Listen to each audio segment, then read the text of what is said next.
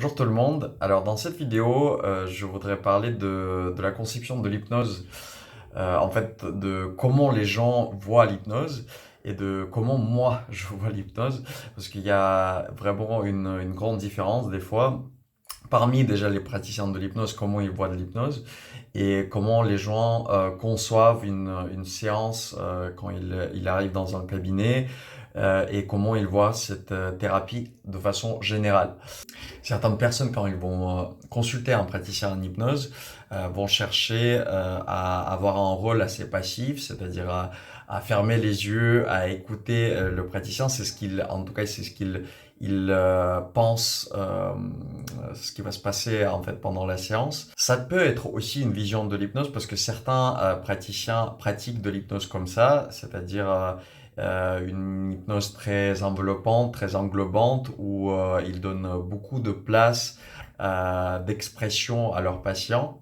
Moi, dans ma pratique de l'hypnose, je vois pas les choses comme ça. L'acteur de la guérison, l'acteur de la solution que veut apporter la personne, c'est la personne elle-même. Et en fait, on essaye avec la personne de trouver les clés de cette solution ensemble. Et dans ma pratique de l'hypnose, le patient, le client occupe une rôle central, un rôle primordial. Donc, ce que moi je fais, c'est que je pratique de l'hypno-coaching en général avant une séance de l'hypnose classique, c'est-à-dire une détermination des causes du mal-être du patient et ensuite détermination des objectifs qu'il veut atteindre.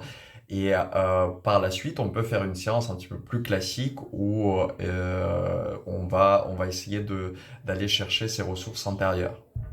Dans tous les cas, ce qui ne va pas se passer et ce qui n'est pas ma conception de l'hypnose, c'est ce rôle passif que s'attribuent les gens qui cherchent un sauveur, une solution que va apporter le thérapeute à leur place, qui va chercher à résoudre le problème à leur place. Moi, je ne crois pas à tout ça. Je ne crois pas que l'hypnose peut être une thérapie qui fait des choses magiques où la personne peut juste fermer les yeux et ensuite 30 minutes plus tard sortir de la séance et ne plus avoir envie de fumer, ne plus avoir de troubles anxieux, ne plus avoir de troubles tout court. Pour moi, ça se passe pas comme ça. Et en fait, des fois, des séances comme ça peut marcher. Mais je pense que en fait ça marche sur une certaine durée, mais ça dure pas dans le temps. C'est-à-dire que on peut essayer de résoudre la problématique à la place du patient, mais ça va être jamais une solution pérenne. C'est-à-dire que une seule solution qui peut être vraiment pérenne, qui peut durer dans le temps, c'est la solution qui est apportée par la personne elle-même. Pour moi, l'hypnose, c'est donc n'est pas une séance de sophrologie où on se relaxe, où on essaie de chercher vraiment le bien-être parfait. Tout ça, c'est plus vraiment de la sophro ou plus, je ne sais pas, des séances de méditation, des séances de relaxation. L'hypnose, ça ne se rime pas forcément avec de la relaxation, même pas du tout. Des fois, les trans peuvent être assez inconfortables et des fois, moi, je vais rechercher avec mes clients et mes patients des trans un peu inconfortables pour aller dans les problématiques qui les dérangent et pour travailler ensuite ça en hypnose un petit peu plus classique.